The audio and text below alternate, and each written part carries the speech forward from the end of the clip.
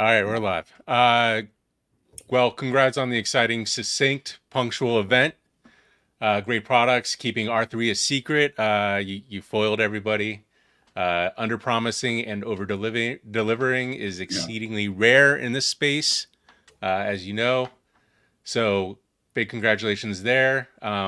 Just to start off, take me behind the decision to build a CUV R3 hatch versus something Yeah. like an electric Maverick pickup or anything else. Yeah. We're so excited about R2 not just as a vehicle, but as a platform. And when we think about it as a platform, uh, there's so many opportunities that we can go pursue. And the first sibling product to R2 being R3, you can imagine we spent a lot of time debating what's the platform sibling that comes first. But R3, what it does is it really allows us to expand and stretch Rivian into a very different form factor, and importantly, into a different size of vehicle, which not only facilitates a different type of use case and different customer, but importantly, facilitates a price point that's meaningfully lower than even what we see in R2. And so we had a lot And of debate on just how there was a group of people even inside the team that were like, well, let's launch R3 before R2. Because there's so much excitement around what that represents, and you really see that in the performance variant of R2, or I'm sorry, R3 with the R3X. It's such a cool combination of everyday usability, maneuverability that comes with a smaller vehicle, but with capability on and off road. So we're massively excited about that vehicle, and it took a lot of energy to not let that leak. I think everyone that's expected impressive. R2 in some way, but R3 was I know a surprise. Okay, and then R3, we don't have any more spec type information on that, like when it's going to come out, the It's a good, speed, it's the feeds. right question. I say in terms of specs, it's a shared platform. So there's a single, a dual, and a tri-motor configuration. The tri is incredible. It will be, I mean, mind-bending in terms of its capability and The performance. R2 is under 3 seconds. What? And R3 will be also, especially with tri, well under 3 seconds. Well under 3 seconds. Yeah. Now Okay. we haven't given the specifics on that. In both R2 and R3, range of over 300 miles across those different powertrain options for the largest pack. But the big question, which I think you're getting at, is when will R3 be available? What we've said is after R2. I do want to just call out why. And when we launched R1, we had two platform siblings, if you will, between R1T and R1S. We took the decision at the time to launch both those vehicles at the same time. And that was, of course, launching into the pandemic and then dealing with the global supply chain crisis. But it was really hard to ramp the R1T, the R1S, and our commercial van all at the same time in the same plan. Right. And people often ask, what would you do differently? And I always say, I would have inserted some stagger between R1T, R1S, and EDV, our commercial van. And so that's what we're doing here. We're going to have the company is maniacally focused on launching R2 as efficiently as possible. The move to launch R2 out of our normal facility first, and then thereafter have additional scale coming on with our Georgia site. That was to get R2 into market as fast as we can. And then subsequent to that, R3 will be coming out. And R3 is specifically in Georgia, or is that going to also be in We Normal as didn't well? announce where we'll be building. I mean, we'll certainly build Okay. R3s in Georgia. We haven't talked about R3 in the context of normal, but right now the focus is getting R2 production running in normal. All right. So talking about that, R2 will be built in Normal, assuming you're not going to put up tents there. Uh, Georgia is pushed out to 2030. That seems kind of far. No, Is no, that we didn't no say no? we didn't say when we're pushing Georgia out to. Okay. We just, I mean, the thing to take, the most important thing here, which I don't want to have misinterpreted, is Uh-huh. Georgia's been an outstanding partner to us. Right. Working with the state's been incredible. We love the site. We love the community that the site is in, and it represents really the long term. It represents the home, the home for R2 in terms of its significant amount of volume. But for Rivian being, us being successful, core to that is getting R2 into market as quickly as possible and being efficient from a cash point of view. And we made the decision to say, let's get R2 in market faster. With we the numbers we've said publicly is $2.25 billion less of spend through the launch of R2, and then have our Georgia site as the next layer of growth for R2. But certainly have not said anything about dates, and certainly not we're not talking about pushing Not back. that far out. Okay. And so I would imagine also, you want to get that as fast as possible. You could not get the R2 out, in Georgia in 2 years. That's the thinking, right?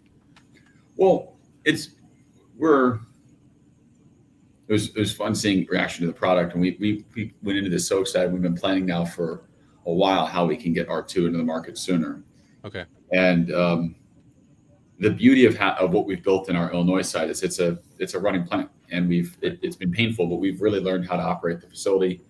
And so everything from paint shop to stamping to just the overall infrastructure to run a production site of this capacity and size makes it a very straightforward process to add general assembly for a different vehicle type, leveraging some of the shared operations like paint or like stamping. Okay.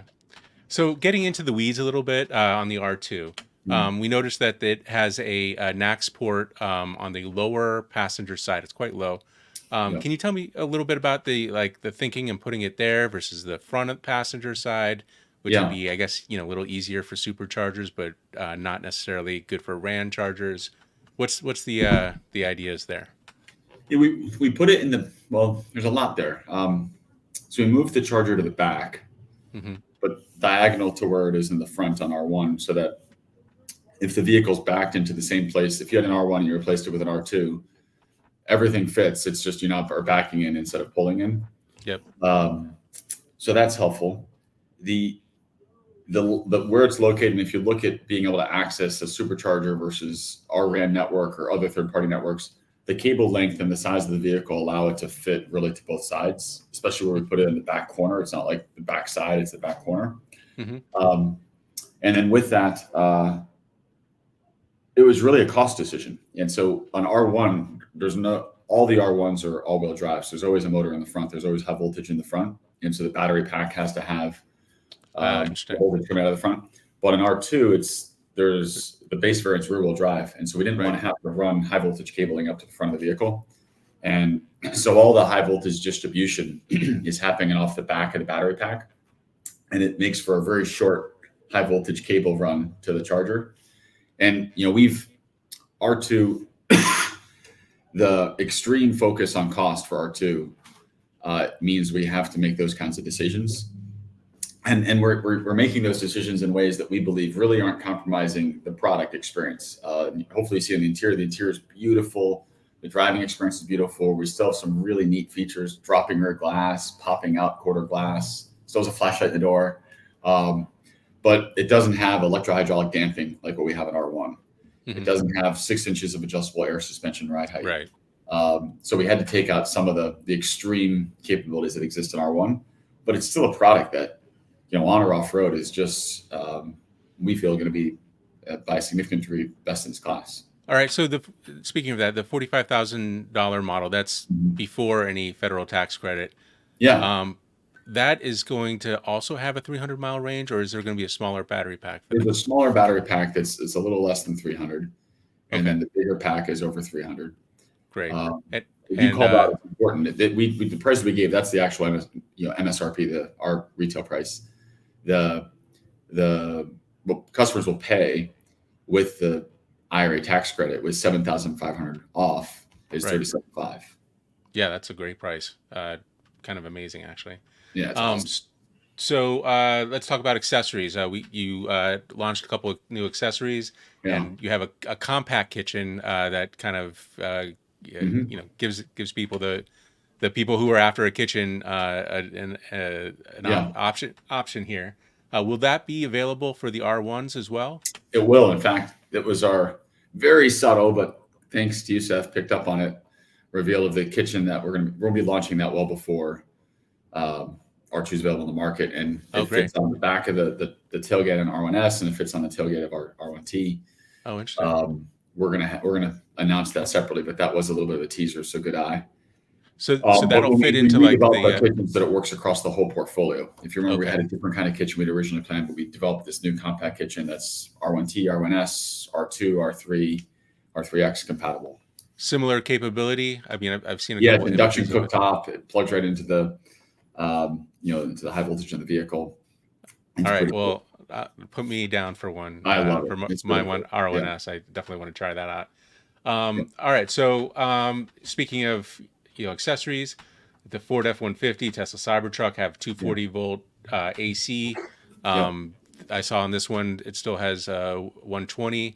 Are you thinking about a 240-volt for Yeah. backing up the house, doing stuff like Yeah. that? Is Yeah. that So R2, we didn't talk about it today, but it's built with bidirectional charging capabilities.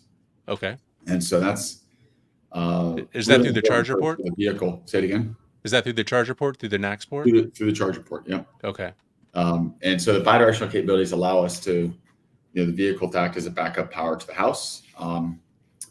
And we think that's really important so that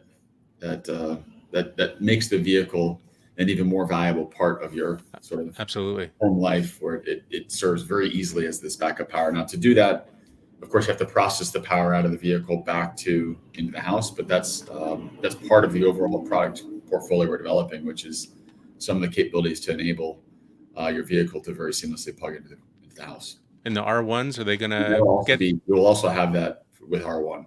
for current ones or future ones? Well, the on the for AC bidirectional, Uh-huh. it'll be on future. Okay. DC, the R1s have DC bidirectional capability, but they have to have a charging port that takes DC. We have to enable that. So we haven't done that yet, but it's something But we'll hardware wise, they have that. for DC out, Yeah. yeah, but not And AC out. that's coming. So the inverter will have to be, or the rectifier will be external. Yeah, exactly. Okay. And then so the R2s, are they on a 400-volt or 800-volt system? We didn't talk about the voltage of the platform, Mm-hmm. but it's a good question, and we've spent a lot of time on this, and with the cost focus on R2, we wanted to make sure we're minimizing the amount of spend on everything that we can to deliver the performance, but also leveraging a lot of the content that we have to get to market as quickly as possible. And so we'll be leveraging some of our updated architectural elements that'll be going into R1 at a future date in R2. Okay. Yeah, I kind of thinking about that. So you mentioned the batteries are 4695s, which is like 15 millimeters taller than the 4680s used Yeah. by a competitor. Little taller. Any reason why that makes the most sense for Rivian? Pack size over. Yeah, it's a great size cell because of the height of the battery cell sort of determines how thick the floor is. Right. And so the packaging of the vehicles allowed us to go up to essentially 95 millimeters in height on the cell. Mm-hmm. And so then the footprint in terms of cross section, if you're looking down on top down view of the vehicle, can be smaller because you have more vertical height. Right. But the 46 based architecture is really nice. It's as I'm sure you know, there's a number of folks that are building or planning to build 46 based architectures. We've been able to partner closely to make sure that the specifications of that with our cell partner fit really nicely into the vehicle, and importantly, will be built in a way that allows us to qualify for IRA tax credit. So meaning built in the United States with the properly upstream supply chain. And will R1Ts and R1Ss eventually get these batteries, or are you going to stick with We're not planning to change. R1T, R1S both use a 2170, and I think you know how our pack's set up. It's actually a double stack of cells. Right. So they sandwich cold plate where we're pumping chilled ethylene glycol through. So there's a vapor compression refrigeration cycle that cools that. Whereas on R2, it's these larger diameter cells, and then there's essentially ribbon cooling along the periphery of those cells and very large modules. It was in the reveal video. You have to have a good eye, but you can see there's 3 long modules, same length, and the pack structural. And then if you really look closely, the top of the pack is actually the floor of the vehicle. So, taking the benefits of a far smaller number of cells and something that's really been optimized around cost, but the whole package was built around that. When you think about designing an electric vehicle, it sort of starts with what's your battery envelope, and then everything else gets layered on top. But you can't arrange the furniture until you know what the battery pack looks like. Right. All right. Last question. How 2026 is 2 years off. How do you keep people interested? What is the game plan to keep everybody so excited about this? Yeah, I mean, R1 continues to be just a great product for us as our brand flagship. We're continuing to add new elements to that, both software and hardware that'll be coming. And then R2 represents this step change in price and therefore addressability for so many more people. We're going to start to talk about it more. I mean, the big thing for us was being able to get out of the shadows of like this program that I talk about on earnings calls, and investors maybe know about it, but now for someone to be able to see how does that manifest in real life? What does it look like? And just as important, its sibling R3, which we've been fighting like hell to not let it leak.